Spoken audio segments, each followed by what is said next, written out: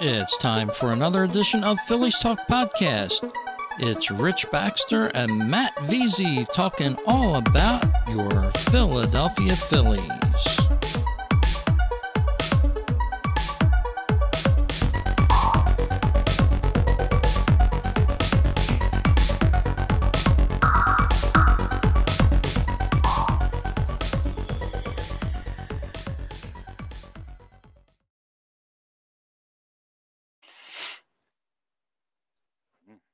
Hello, everyone, and welcome to this edition of Phillies Talk Podcast for June 6th, 2021. And hello to my co-host and friend, Mr. Matt VZ. How are you, Matt?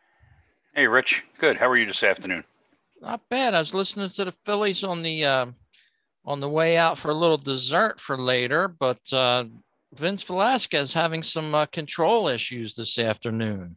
Yeah, he started out good, but, Vince seems to be, we're afraid of this, reverting a little bit to the old Vince. They're down 3-0 now. He's allowed 2 runs here in the 4th inning. So it's 3-0 Washington in the top of the 4th at the moment. Yeah, and it's, as you said, the old Vince. And every time I see the old Vince and the old Zach, I start to wonder to myself, why do the Phillies keep carrying these two guys for the past several years? Because we know what we can expect from them at some point in the year, and that's usually what we're getting, this, turn to the bad type of pitcher. I'm just wondering why the Phillies just can't seem to be better with their scouting of pitching. Why can't they move these guys somewhere else and bring us a starter that we could depend on? Good question, Rich. Velasquez is, I think, a different story than Eflin. Personally, I'm a Zach Eflin fan, although he's no ace. He's never going to be a top of the rotation type starter. But I think Zach Eflin can be a effective starting pitcher on the back end of the rotation for a contending ball club. He's got phenomenal control. It's represented by his 68-8 strikeout to walk ratio this year over 68 innings pitched. But his ERA is a little up at 4.10, but that's, pretty much in line with Major League Baseball, starting pitchers, the average starting pitcher, ERA. So I don't really have a problem with Eflin. I think he's been a nice pitcher for them, actually. He's what you expect from him, but Vince Velasquez, he had a really phenomenal start to the season for the team, but like you said, we know what he's done over a long period of time now. And it was almost like we were like a ticking time bomb, like we were waiting for something to go off. And hasn't done, his last couple starts, seemed to be reverting to that, that time bomb, like seems to be ticking louder, like it might be ready to go off. We only got give up 6 earned runs over 3 innings pitched at Cincinnati. You might almost write that off because in his previous 5 starts, he had, or 5 appearances, because there was a relief appearance in there, he had only allowed 3 earned runs total over about something like 25 innings pitched. So you can almost write off the Cincinnati game as a blip. That's a tough ballpark at times. It's a hitter's ballpark out there in Cincinnati, Great American Ballpark. So you could say, all right, he's pitched so well, we'll give him this, one flub, and hopefully he bounces back good next time. But so far today, over 4 innings, he's allowed 4 hits. He's walked a batter. He's got 4 strikeouts, but he's thrown 80 pitches over those 4 innings, and that's just not going to cut it. So, hopefully, again, he's not, wilting and reverting to what we consider the old Vince. Yeah, and then if you're looking at our YouTube feed, I have some stats up on the screen. And, when the Phillies first got him, he was doing pretty good. 8-6 his first year. 24 years old. Then the next year he reverts back to to bad Vince, 2-7 with a 5.13. Fast forward to 2018, he's 9-12 with a 4.85. So that's your bad Vince, coming through there. And it, overall, with the Phillies now 6 years, I think the Phillies have been very patient with Velasquez.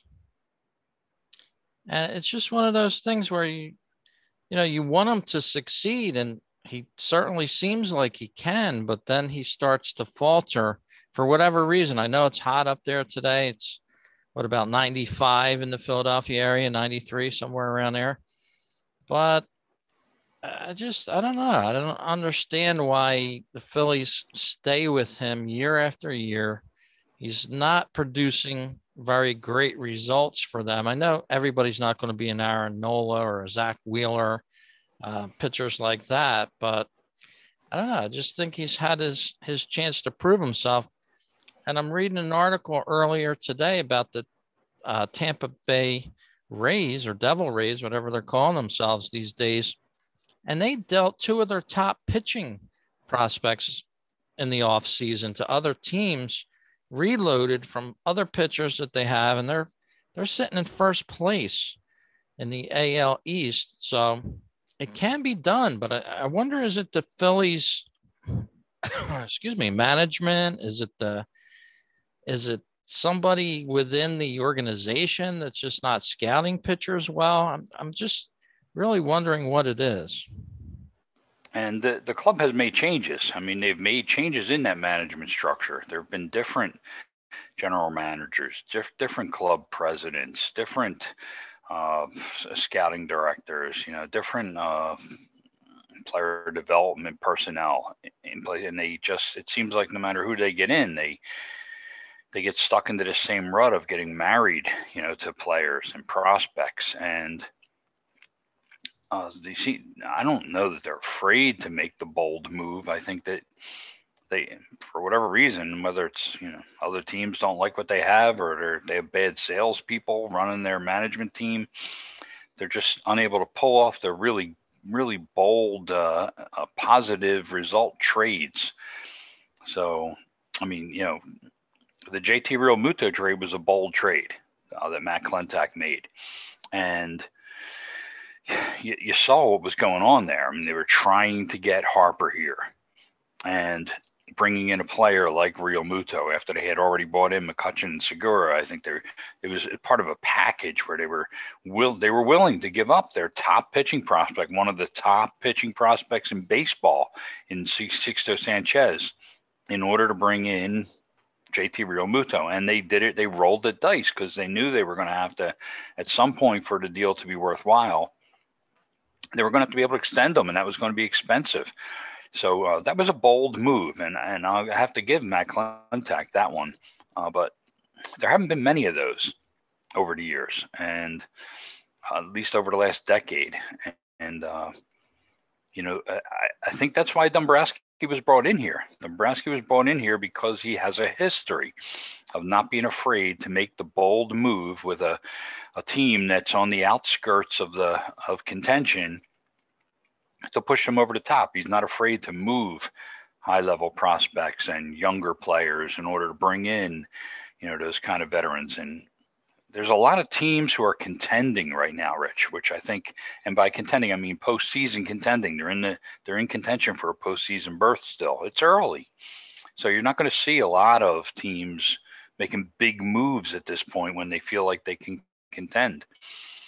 That will loosen up. A month from now, 6 weeks from now, that'll definitely be loosening up. We're approaching the trade deadline, and teams are going to, sort themselves out in the standings a little bit more, I would guess. But the Phillies could use a couple of really bold moves that result in that bring positive results, to their everyday lineup and to their rotation at this point. And it's kind of a wait and see, but I think that what the team would like, and we would all like, is, we see that that's a possibility out there, but before that happens, you would like the team to be contending. You would like the team to be, like I saw one of the somebody post yesterday. One of the local writers posted that they were in second place. Can't believe that the Phillies are in second place with all their struggles. Who cares that the Phillies are in second place? That really means nothing in these standings. National League East is, at least win-loss record-wise, the worst division in baseball this year. The Mets, if they weren't so banged up, and they have been banged up, they might be running away with this thing at this point. The Phillies are kind of fortunate to be where they are, battling for second place. Now they're a half game behind the Braves, but you got to look at the loss column. They got 30 losses. The Mets only have 23. They're 7 games back in the loss column. And as far as the wild card race goes, the 2 NL wild card teams right now are the Padres and the Dodgers. Well, those are 2 of the best teams in baseball. They're the National League wild cards right now. The Phillies are 6 games back of them in the loss column. We can't even talk about postseason. We can't talk about deals that are going to make this a playoff team until this team really turns it around. And by turns it around, I mean pushes above the 500 mark and stays there for a period of time. They need, I think we talked about this last week, our last podcast together. They need that lengthy stretch. They need to win those, 12 out of 15, 15 out of 20. They need that kind of stretch that'll push them, those 6, 7, 8, 9 games above 500. And then we can start, we're in July, we can start talking about making trades that'll make the difference for the postseason. But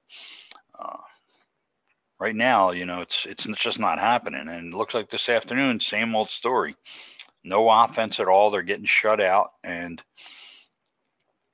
one hit. I mean, they've got one hit into the 4th inning. So we'll see what happens the rest of the day. But they're trying to win a series here against, a Washington ball club that's been struggling all year. They're 7 games below 500 themselves.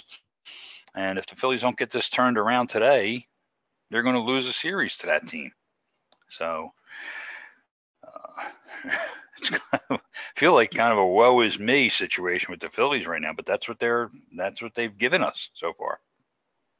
Yeah, and in that previous shot, just to mention it, Vince Velasquez compared at this age with none other than Zach Eflin. So they're both running neck and neck with one another as far as success with being a starting pitcher. Maybe the time is to move him to the bullpen.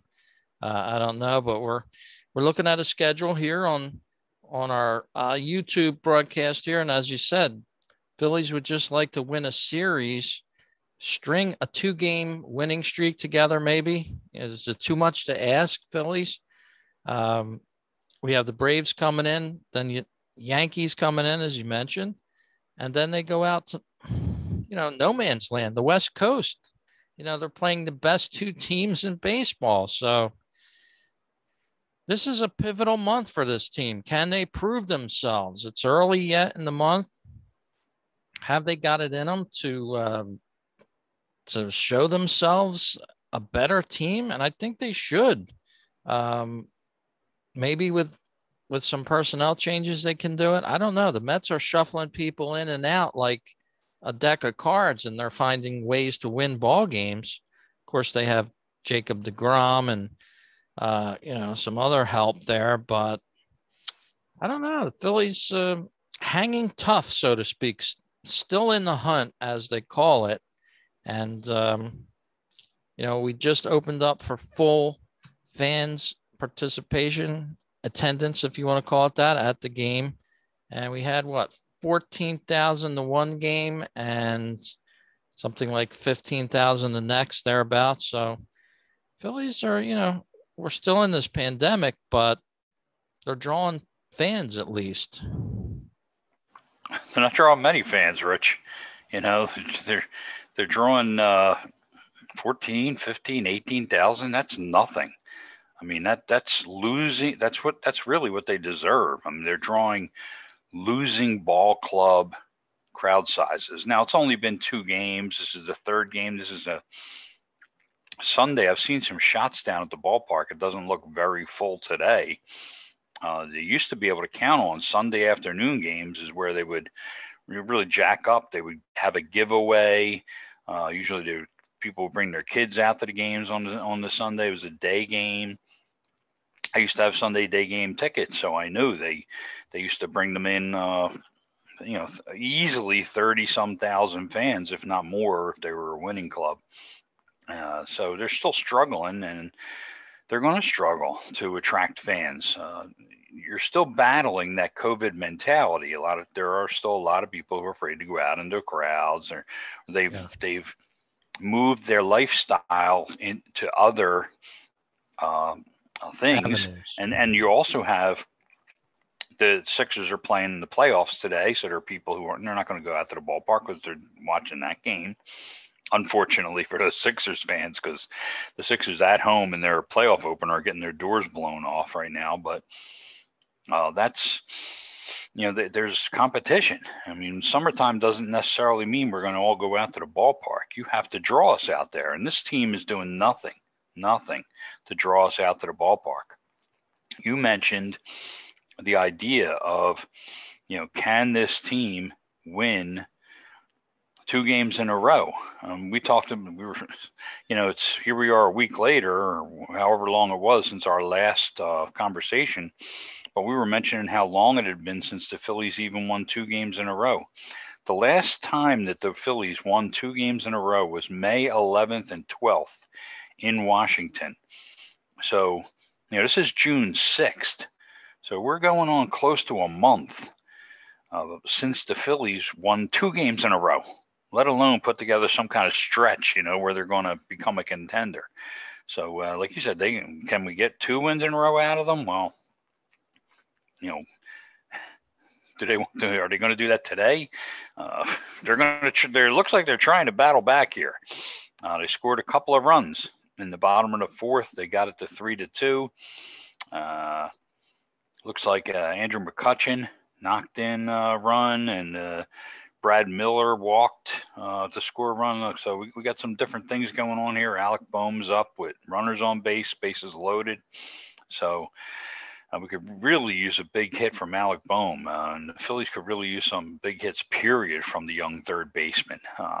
Fantastic player in my opinion, but he's hitting just .212 with a .255 on base percentage, only slugging .305. That's not the ball player he's capable of being. So they really need him to turn it on. And they got Bryce Harper back in the lineup last night, so hopefully that'll help. But like you said, right now we gotta win ball games. You gotta win 2 in a row.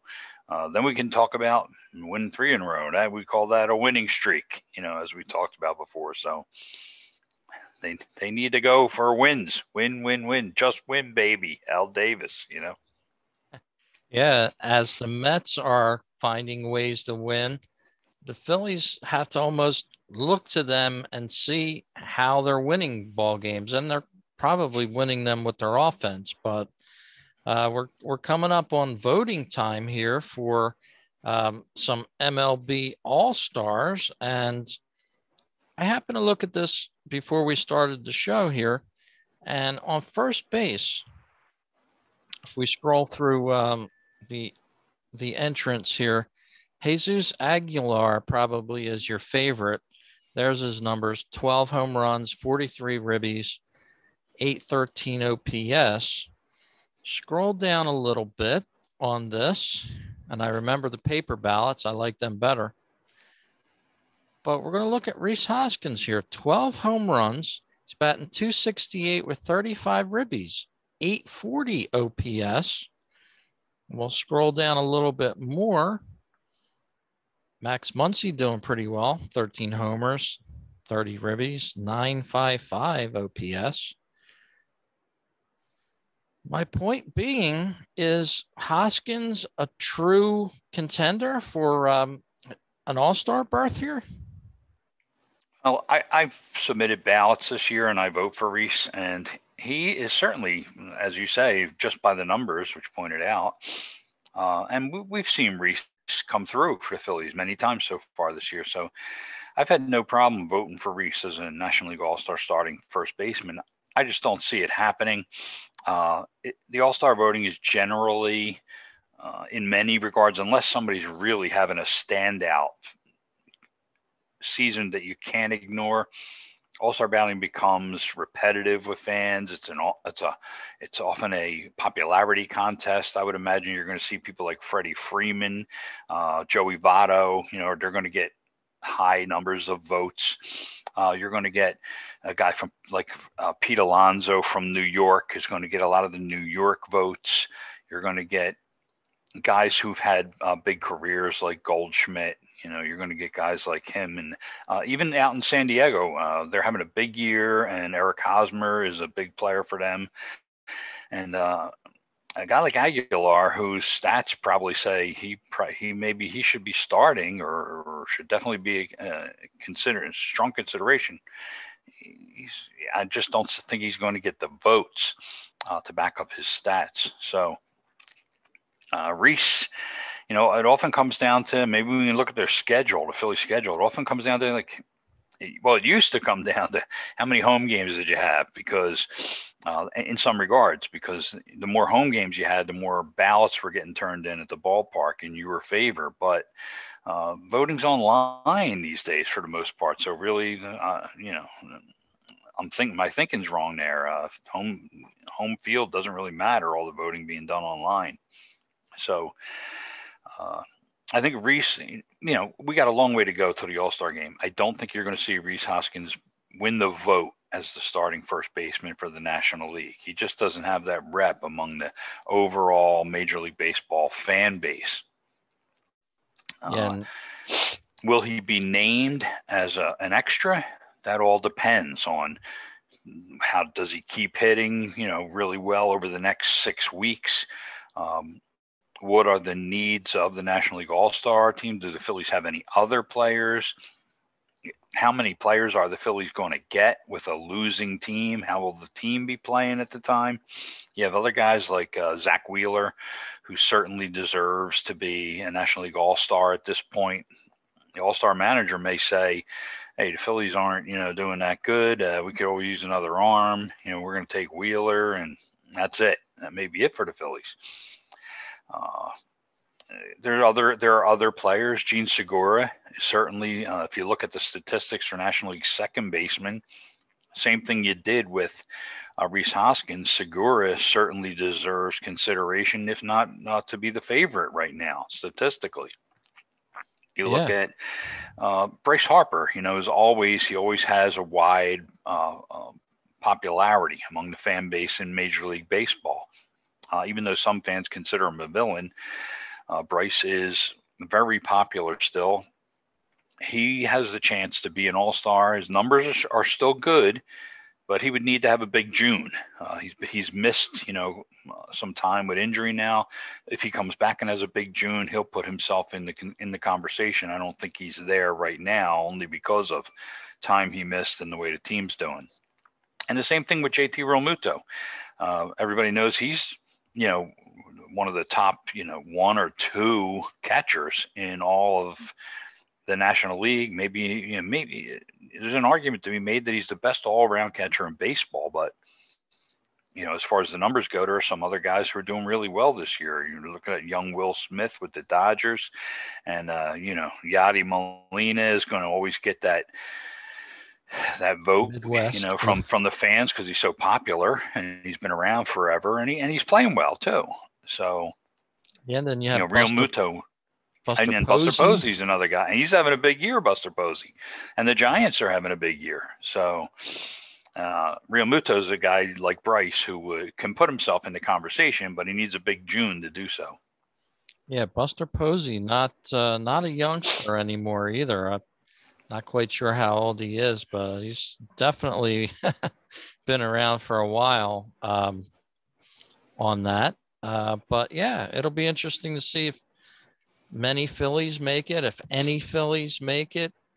They have some contenders, it's just a question of, we still have time, so I don't think you're going to look at any of our guys to be winning the vote to start in the All-Star game. But will more than one Philly get selected? That's up to how well the team performs and these individual players perform over the next 4, 5, 6 weeks. Right now, if you had to pin me down right now, I would say Zach Wheeler is the Phillies' lone All-Star. But there's a chance somebody else could sneak in there. Maybe they need an infielder and Segura keeps hitting well, and they decide to make him an All-Star as well. Hoskins, Real Muto, Harper, they're all guys who have that kind of talent. Maybe Aaron Nola, turns it on and turns it around, and he could have as big a June as Wheeler had a May. So, the Phillies have a half dozen, players who are All-Star caliber players at least. It's just a question of production at this point.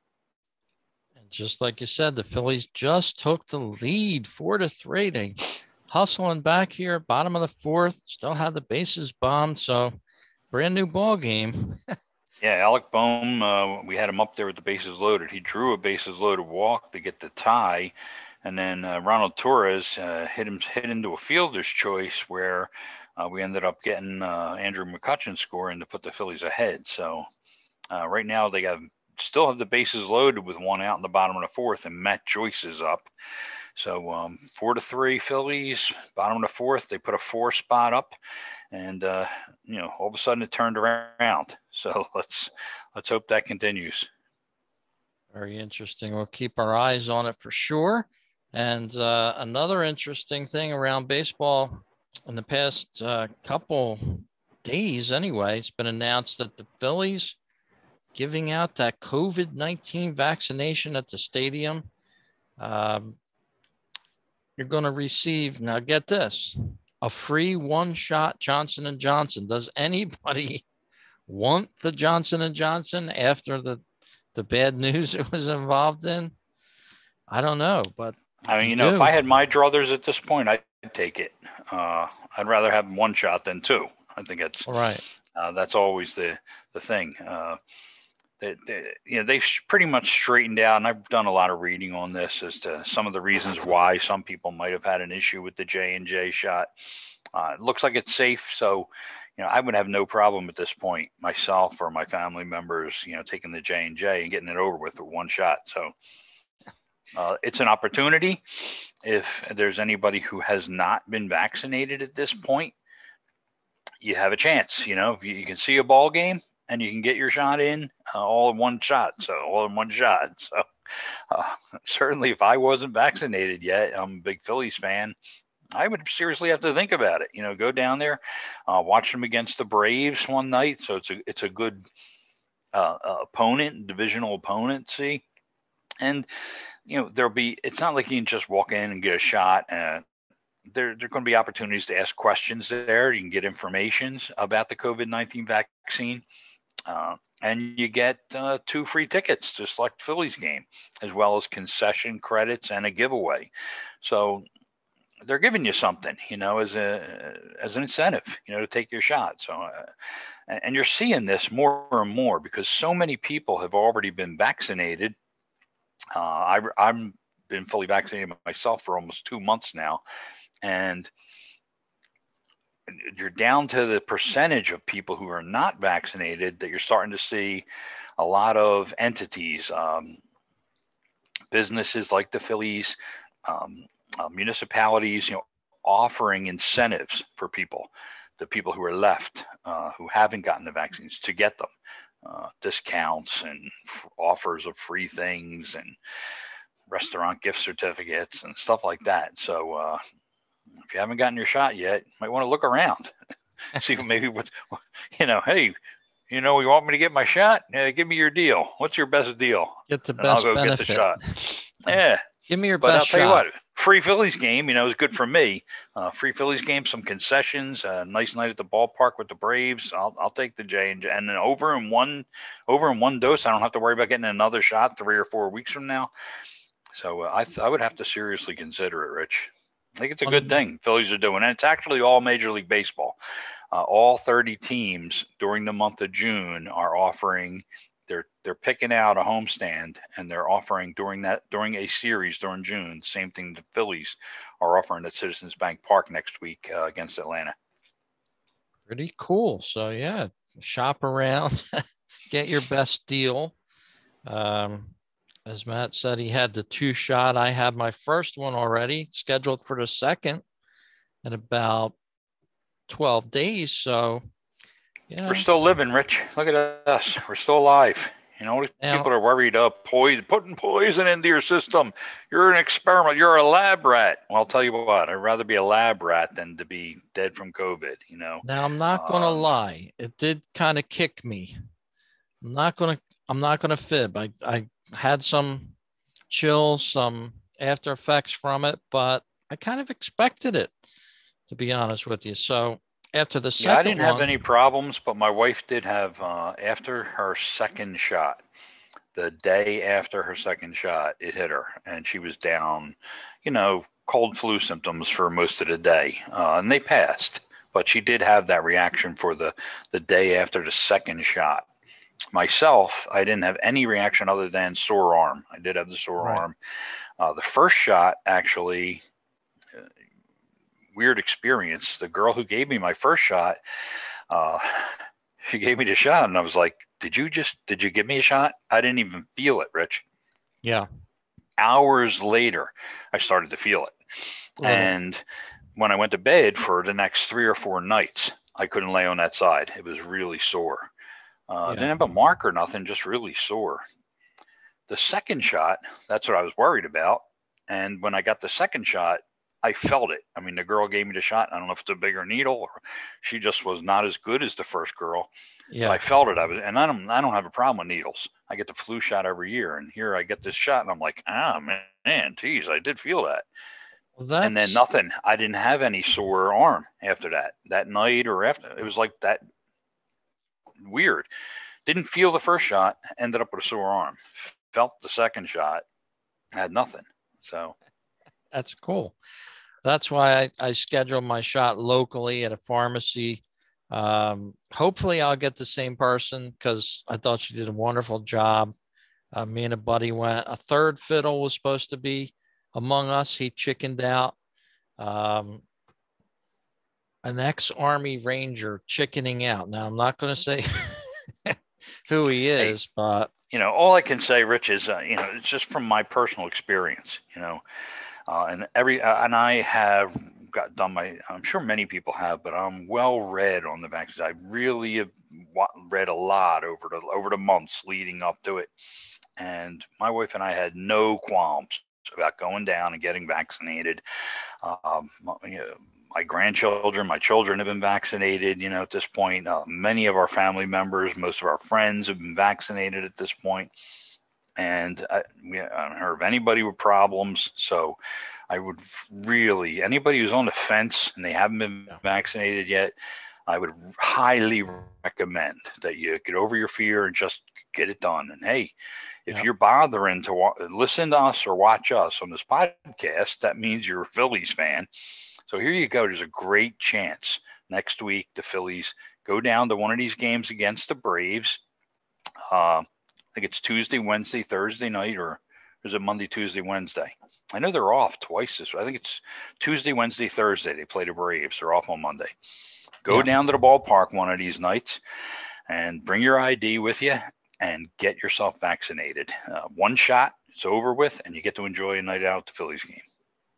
Yeah, I think it's a fabulous idea for anybody still on the fence out there. And I went to the pharmacy with a friend, and I wanted the Army style. And the girl, I didn't even have to ask the girl, and she boom, took care of us within 10 minutes. We had a 15-minute wait afterwards, and then we were on our way. So it's no big deal. As Matt said, he didn't even feel it. I didn't hardly feel it either. It was, Did you say Army style? It's Army style. I don't know. Close to it, I guess. What is that? What is Army style? Well, you don't call one back and then you give them the shot. You call both back at the same time and take care of them. I got you. I was never in the Army, so now I know. All right. Without delay. Okay. And I guess this is a good segue there, Rich, when you're mentioning Army style, to remember what today is. Yeah. 77 years ago today was D-Day. One of the most important days in not just the United States, but modern world history. Completely turned the tide of World War II in the Allies' favor. And, you know, thank God for the sacrifices of the greatest generation. And I think we would be remiss if we didn't remember all those thousands and thousands, tens of thousands of people who gave their lives on that day to help make the world free. So God bless America. It's something that we should always remember. Yeah, yeah. Kind of think back to those days, the history of it, the massiveness of it, the insanity of it, if you want to call it that, with a world at war, so to speak. And, we came out on top. And you can't change that history. That's one No, history you can't change. and it's something that you can't forget. You can't forget that you can't just think that all these other that people are benevolent, and that nobody is ever going to try this again. The United States has always been. I'm going to get up on my red, white, and blue soapbox, but the United States has always been that, supposed to be that shining, city on the hill. That's the ideal anyway, and we've had our problems over the years, over the decades, over the centuries ourselves, but in general, we have been that, and we can't forget it. There are a lot of people in our country right now who'd like us to think that we may be bad, that we're a bad country, and that's not true. So, and again, like I said, God bless America, and God bless those people who made that sacrifice. And we still have some of them. Some of that greatest generation, some of those World War II veterans are still with us today, amazingly. Yeah. And I'm glad when we have an opportunity, when I see it on the news, that we've had an opportunity to honor them. My own father-in-law, my wife's father, just passed away 3 years ago. And Bob Marshall was his name. And he fought in the Pacific during World War II, just left us 3 years ago. So, U.S. Marine, my father was a U.S. Marine, not during those years, but my wife's father was in World War II. So, great, great family service, and let's again keep them in mind today, all those who sacrificed. Yeah, it's a momentous day here. And we're going to invite you also to stop by our Patreon site if you want to put a little jingle into the podcast. Go to patreon.com/Phillies. There you can see a membership level and subscribe right on the screen. And you'll see a picture on there. I actually took this picture when I was at the stadium a few years ago. I love this picture. Ryan Howard looking over, seeing what's going on. A couple of the other players, and Ryan Sandberg was the manager. So goes back a little bit for me with that picture, but you can join our sponsorship there from anywhere from $1 to $2. You want to be a big spender, go to $5. You can do that as well. And we'll use that towards, improving the show, getting new equipment, things like that. And we invite you to do that. So, Matt, how about the folks? Where can they find you around the internet these days?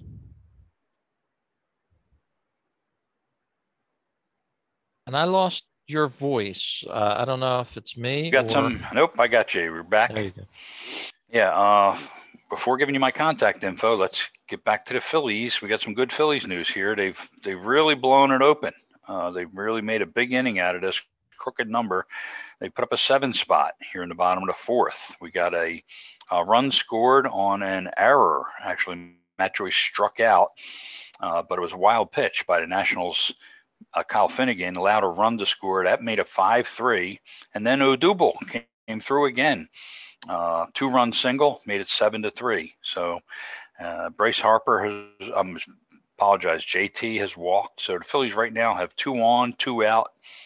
Bryce Harper up 7 runs across, and they lead the Nationals 7-3 in the bottom of the 4th inning. So as we were talking today, as we've been running this podcast, we had an explosion here by the Phillies.